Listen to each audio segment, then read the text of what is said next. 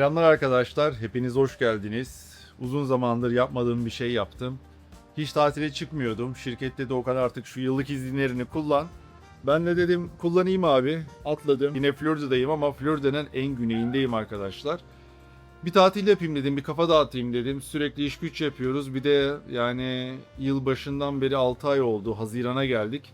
Haziran'a geldiğimiz bu süreç içerisinde hiç bir gün bile izin kullanmamışım. Arada gezip görmek de gerekiyor. Biliyorsunuz ben bir full time işte çalışıyorum IT şirketinde. Orada bize yıllık 21 gün izin veriyorlar. Yani 21 günde güzel, şimdi karşılaştırdığınız zaman özellikle Türkiye'deki duruma göre, Türkiye'deki kurumsal şirketlere göre 21 gün bence bayağı iyi. Amerika'da da zaten 18-21 arası. Genelde şirketler size yıllık izin veriyor arkadaşlar. Ben de dedim güzel bir izin yapayım abi. Şimdi Virgin'in kruzundayım.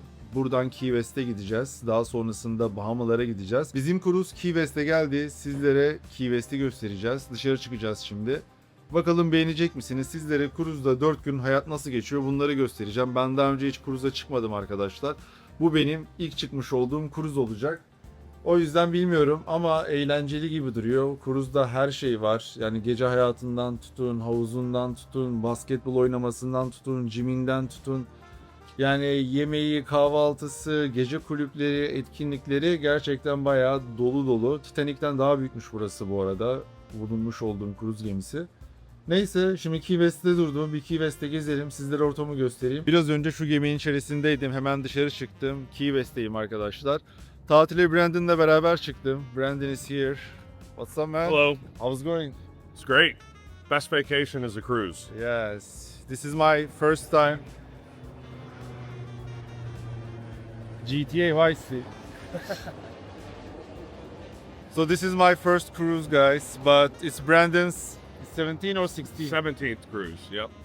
Wow, you're a cruise monster, man. I love it. It is definitely a good time. You get to go all different places. It's Well, great. why you like the cruise so much?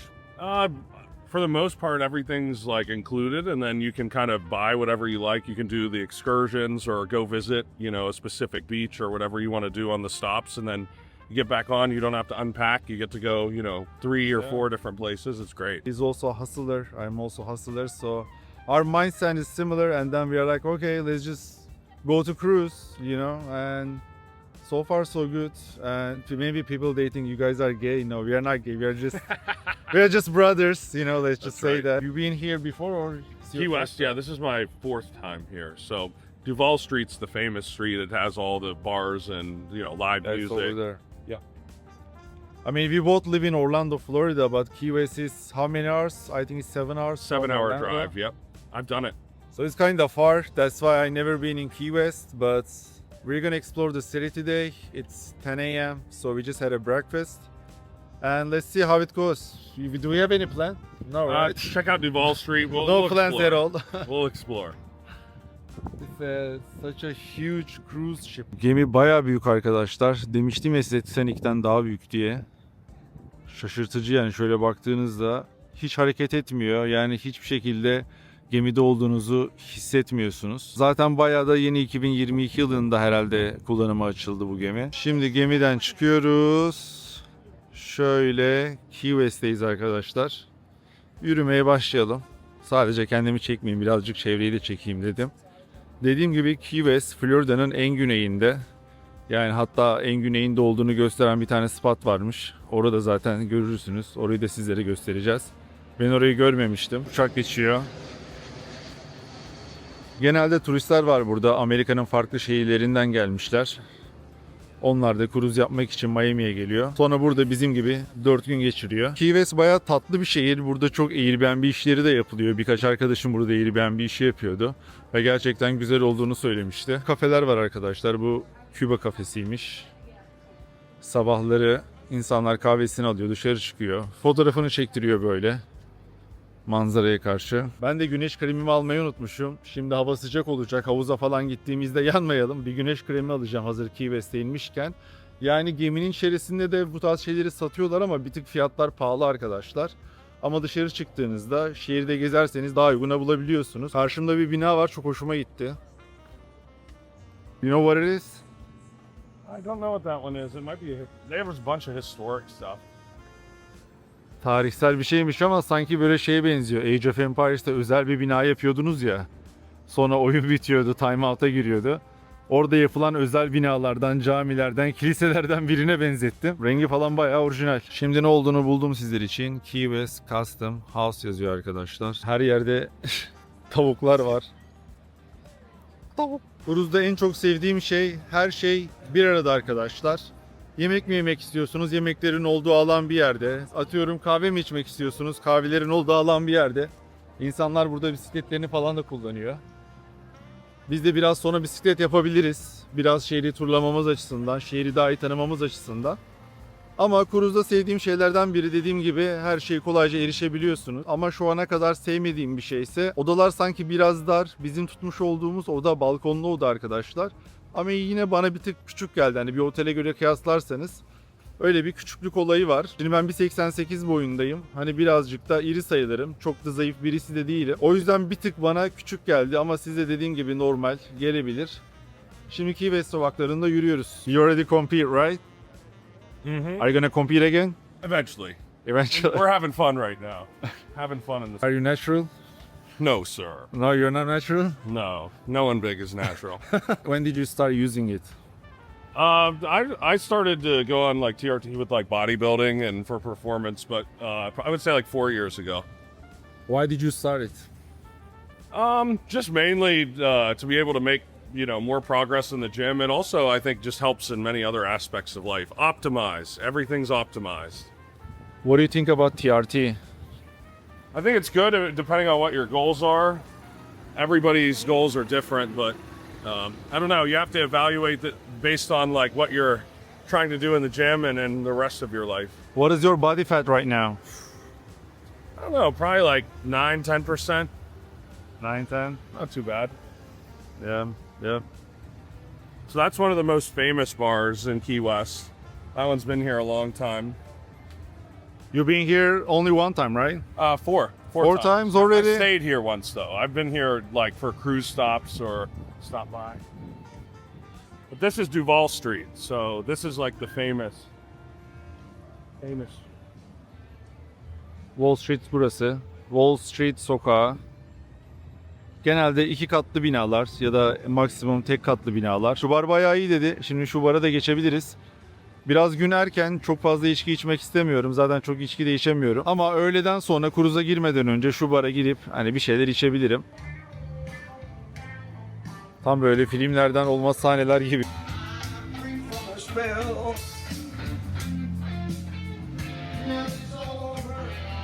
Bak size tam GTA Vice City videosu çekeceğim. Brandon, just walk straight like POV GTA Vice City view. Holy shit, here we go again. Oh shit. Here we go again. Tam böyle GTA videosu gibi olmadı mı? Şöyle biraz daha havadan mı yapmak lazım? Aynen şöyle. Sizler önceki videomda Amerikalı arkadaşlara sahip olun demiştim. Brandon da benim aslında Amerika'da tanıştığım bir Amerikalı arkadaşım. Dediğim gibi spor salonunda tanıştık. Sürekli aynı saatte, aynı yerde bulununca, ben 9-5 çalışıyorum biliyorsunuz. Benim mesai bitince spora gidiyorum. Spora gittiğimde bir baktım Brandon da aynı şekilde 5'te işi bitiyor. Sonrasında o da gym'e geliyor. Öyle sürekli göre göre, arada selam vere vere arkadaş olduk. Şimdi sağa sola bazen beraber gidiyoruz. Beraber akşamları mesela dışarı çıkıyoruz. Çünkü çevremdeki erkeklerin çoğu artık evlendi arkadaşlar. Şimdi evli adamın dışarı çıkması bekar bir adam kadar kolay değil. O yüzden bekar başka bir arkadaşınız varsa onunla dışarı çıkmak istiyorsunuz. Önemli olan kaliteli zaman geçirmek. Yani bazen parayı çalışıyorsunuz, bir şekilde buluyorsunuz ama hani parayı çalışıp bulduktan sonra o parayı da zaman geçirebileceğiniz insanlarla harcamanız lazım. Kaliteli insanlarla güzel zaman geçirebilmeniz lazım. Bazı şeyleri paylaşabilmeniz lazım. O yüzden arkadaş önemli. Yani özellikle 30 yaşından sonra bilmiyorum, arkadaş sayınız bayağı bir azalmaya başlıyor. Benim 20'lerimde daha fazla arkadaşım vardı. Şu an daha çok sayılı olmaya başladı. Ama önemli olan sayısı değil, kalitesi. O yüzden arkadaşlarınızı iyi seçin. Bir de Amerika arkadaşınız olunca İngilizceniz bir tık daha gelişiyor. Sürekli burada Türk arkadaşlarımla takıldığım zaman sonuçta sürekli Türkçe konuşuyorsunuz. Ama Amerikalı bir arkadaşınız olduğu zaman İngilizceye maruz kalacağınızdan dolayı İngilizceniz daha iyi gelişiyor. Yani bu sadece arkadaş olarak da değil, atıyorum kız arkadaşınız da olabilir. Yeter ki sürekli İngilizce pratik yapabilme şansınız olsun. Şehri beğendiniz mi bu arada? Kısa bir şehir turu yapalım dedik de çok gürültülü. Burada da Küba bayraklı bir yer gördüm. Acaba neresi? Konsolosluk mudur değil midir bilmiyorum arkadaşlar. San Carlos yazıyor yukarıda. Küba ile Amerika'nın arası da biliyorsunuz çok iyi değil. Ama sokak gayet güzel, canlı. Yani sabah olmasına rağmen şu an kruzdan inen o kadar çok insan var ki sokağı canlandırdı. Buradaki business'lar da zaten öyle yürüyor. Kruz gemisi gelsin de para yapalım diye bakıyor insanlar. Amerika'da hayat eskisi gibi kolay değil artık. Bu arada bunu sizlere daha önce bahsetmiştim. Yani ilk benim geldiğim Amerika ile şu anki Amerika arasında bayağı bir fark var. Mekanlar da böyle. Akşamları çok güzel olur burası. Yani akşamları bakalım dışarı çıkabilirsem belki burasını da gösteririm sizlere. New York'ta, Chicago'da, North'ta parasını yapıyor insanlar. Buralara paraları yemeye geliyor açıkçası. Şehir hakkında ne düşünüyorsunuz? Buraya daha önce gelenler varsa yorumlar kısmında yorumlarınızı belirtin. Burada da Walgreens var. Bayağı bir eski bir Walgreens'e benziyor. Orijinalliğini koruyorlar. Sevdim. Hatta buraya girip şimdi dediğim gibi güneş kremi alacağım. Ortam böyle. Genelde smoke shop'ların olduğu yerler var. Yani bayağı bir smoke shop varmış arkadaşlar. Bu sokakta benim şu an gördüğüm herhalde 5. smoke shop olabilir. Burada da tişörtleri satıyorlar. I poop today. Tişörtler bunlardan da kruzlarda çok görüyoruz. İnsanlar bunları giyiyor. Bana Amerika'yı bir binada göster deseler size bu binayı gösterirdim herhalde. Tam bir Amerikan mimarisiyim diye ben bağırıyor. Sokak canlanmaya başladı arkadaşlar. Şu an öğle saatleri. İnsanlar dışarı çıkmaya başladı. Kruz gemileri gelmeye başladı. Demek şehir burası böyle. Burada çok hippiler varmış. Brandon'a sordum niye her yerde smoke shop'lar var dedim. Burası önceden beri bilinir. Hippilerin mekanı dedi. Onu da sizlere söyleyeyim. Nedenini öğrenmiş olduk. Bu araba da güzel, Bronco. Raptor mı acaba? Bakayım, Raptor mı? Değil. Aa, Raptor'mış. Vallahi bildim. Artık arabalardan anlıyoruz. Şimdi sokağın ortasında şöyle bir ağaç gördüm. Çok güzel gözükmüyor mu? Kırmızı. Işık da çok güzel vurmuş. Dedim sizlere bir video çekeyim. Şimdi en güney olan kısma doğru gidiyoruz. Yaklaşık yarım saattir yürüyoruz arkadaşlar. Uber tutmadık. Biraz sabah yürüyüşü yapalım dedik. Neredeyse geldik. Şimdi sizlere bahsetmiş olduğum yer burası arkadaşlar. Florida'nın en güneyi. İnsanlar burada sıra olmuş. Fotoğraf çektiriyorlar. Yani değişik bir fotoğraf çekilme mekanı olmuş. Hiç böyle bir şey beklemiyordum. Ama biz de şimdi fotoğraf çekeceğiz. Şu an burası gerçekten çok pis kokuyor. Anlamadım. Okyanustan mı geliyor, dışarıdan mı geliyor ama why it's smelling so bad? I have no idea, but it definitely does. Gerçekten rahatsız ediyor yani. Fotoğraf çekip buradan uzaklaşmak istiyorum. Şu ana There's a lot kadar. of seaweed. There's a lot of seaweed out there. Evet, yani okyanustan geliyor gibi. Ama gerçekten rahatsız edici bir koku var şu an burada. Şimdi 3. gündeyiz arkadaşlar. Tekrar bir kahvaltı günü. Şöyle yine yumurtalarımı aldım. Yulafımı aldım. What do you got, man? I got an omelet coming, and then I will probably do either French toast or like the fresh pastries. There's so much food, always good. I like their breakfast actually. Yeah, it's very good. The lunch is also good. Dinner is also good. Yesterday we had lamb shake. How was it? Honestly, it was really big. Probably like a pound lamb shank with a bone. Excellent. Şimdi cime geldim. Kısa bir antrenman yapalım diyorum. Size cimi göstereyim. Yan tarafta dumbbell'lar var. Makineler var şurada.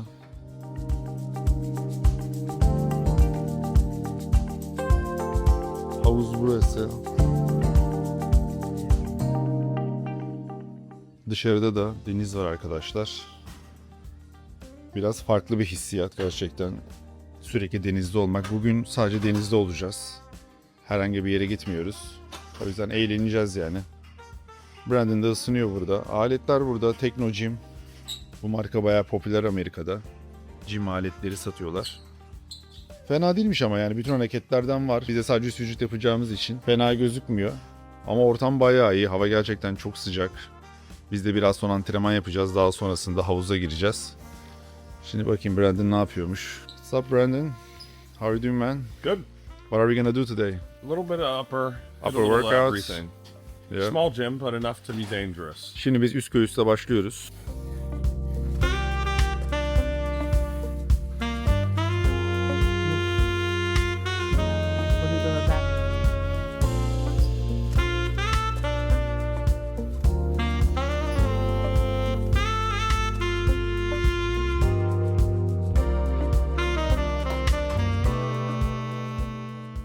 Brandon, what's your favorite workout? Oh, I like to train chest. I mean, that's tough. I'd honestly like training everything, but legs is fun too once you get strong. Yeah. I like to do legs as well. Suffer. This is easy. Cruise workout much easier than normal. Yeah, Brandon is a strong guy, guys. He's pushing really hard. And then I see myself as like, shit, I'm not even working out compared to Brandon. There's always someone bigger and stronger than always. Doesn't matter. Always is. İşin güzel kısmı antrenman yaparken denizi görebiliyorsunuz, havuzu görebiliyorsunuz. Dumbbell'lar da var burada. Bir tane ayna da koymuşlar. Buradan kendiniz de izleyebilirsiniz. Çok fazla ayna yok ama ortam güzel gözüküyor şu an.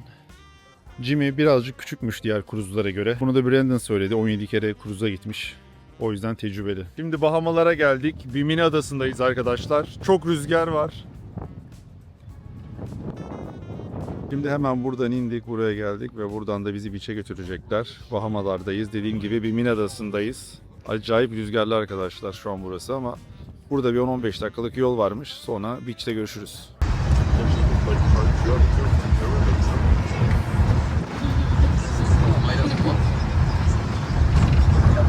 Bu araç bizi doğru Beach Club'a getirdi arkadaşlar. Şu an Beach Club'a doğru giriyoruz. Sizlere direkt ilk görüşte ne düşünüyorum onları göstereceğim. Şu an buradaki herkes kruzdan çıkıp sabah buraya geliyor. Saat şu an sabah 11 civarları. Öyle söyleyeyim sizlere. Yine bayağı bir rüzgarlı bir gün arkadaşlar. O yüzden beni rahatlıyor musunuz bilmiyorum ama ben size anlatacağım. İlk gelen birisi olarak çok bilmesem de. Burada havuz ve beach'in olduğu bir kısım. İsteyenler havuza giriyor, isteyenler beach'e giriyor. Şezlonglar var gördüğüm kadarıyla. Biliyormuş gibi anlatamıyorum ki ne bileyim. Şöyle sağ tarafta bir tane havuz var. Sol tarafta da bir tane havuz var. Burada insanlar voleybol falan oynuyor. Is this for YouTube? Yeah, for YouTube. Hell Say yeah. hi. Hey. How's going guys? Oh, be careful. Burası da beach. Güneş koruyucusunu sürdük. Yanmayalım diye. Ama hava gerçekten çok güzel gözüküyor. Yine Bahamalara geldiğimi nereden anlıyorum derseniz denizi masmavi arkadaşlar. Bizim oradaki beachlerde böyle şeyler olmuyor genelde. Bu kadar mavi değil. Ya da Anna Maria, Sarasota tarafına gitmeniz gerekiyor. Ama burada şimdi sizlere göstereceğim denizin rengini. What do you think about the beach? Yeah, Bahamas is pretty good. I've been to a lot of tropical beaches, but the Bahamas always has a good beach. Abi denizin rengi gerçekten masmavi, çok güzel. Ben daha öncesinde Abdullah'la gelmiştim Bahamalara. Belki aranızda hatırlayanlar vardır. Bir vlogda çekmiştik beraber. Aynı o şekilde şu an. O zaman biz Nassau Adası'na gitmiştik ama şu an Bimini Adası'ndayız. Bahamalarda birçok ada var biliyorsunuzdur. Burada insanlar jet ski de kiralıyor. Jet ski de yapabiliyorlar. Ama turistik bir yer. Zaten biz Virgin'e geldiğimiz için herhalde şu an bulunmuş olduğumuz Beach Club Virgin'e bağlı.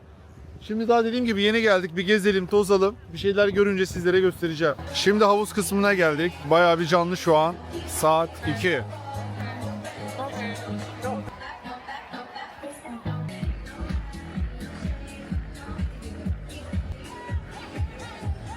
Bu kısım yemeklerin olduğu alan. Dediğim gibi Beach Club'da yemek alanı da var. Böyle bir menüsü var. Buradan menüye bakabilirsiniz. Biz bir tane tatlı, bir tane ara öğün ve bir tane de main menü olarak 3 tane şey alacağız. Hava çok sıcak ama gerçekten güzel ortam. Burada da oturup yiyebiliyorsunuz. Evet, yolculuğumuzun sonuna geldik. Cruise'u bitirdik. Şimdi testlerimizi açtık. Bavullarımızı yerleştirdik. Miami'den doğru Orlando'ya kadar yola çıkacağız. How was the cruise, Brandon? How you like it? Honestly, it was a good time. It was different than some of the other cruise lines I've done, but the music was really good. The food was really good. I would say we had fun every day. Overall, great success. Yep, it was good. I like the food, especially like the breakfast. I like the omelette. And also they have like really nice coffee shops. And I think we got cappuccino. It was really good over there too. Overall, I like the experience, you know, with the Virgin. But I should try with the other ones. You say there is a Royal Caribbean and Celebrity, you said? Yeah, those are the other two that I've done a lot of, but it would be good for you to see the different type of experience if you want to do it again. But I think for people that are active and like to eat and work out and have like a good overall vacation, a cruise is a really good option. Which cruises did you take? Oh, I've done 17, but I've done like 10 Royal Caribbean, I've done several celebrity European cruises. I would say the Europe cruises were my favorite just because you get to see a lot of places across Europe and you don't have to, unpack your suitcase every time you're going to a new city. So which countries did you visit so far? I've done Spain, Italy, France, Greece, Turkey, and then I think there's a couple I'm forgetting, but those were some of my favorites. So you've been in Turkey before. Yeah, I liked Turkey. The people were great. Where did you go in Turkey? Kushadashi, if I say that correctly, and then Istanbul, which I really liked Istanbul. Huge city, but the people were great. The food was great. Really enjoyed myself. Did you visit Hagia Sophia? I didn't get to do that. No time for that. Yeah. Maybe next time if I go to Istanbul, we can go together. I will show you the Istanbul. I would like that. I think that would be cool to go with a Turkish person that grew up there. Yeah, I born and raised in Istanbul. So I moved here when I was 24. Oh, very Yeah, I know some places. Yeah, for sure. All right, guys. Now we have 4 hours drive, and we're gonna get some coffee and some water, and we're gonna be on the way. Thanks for watching. See you guys later. And follow Brandon. Follow Brandon's Instagram is here. My Instagram's Oh, yeah. BrandonFit90. See you guys. Bye.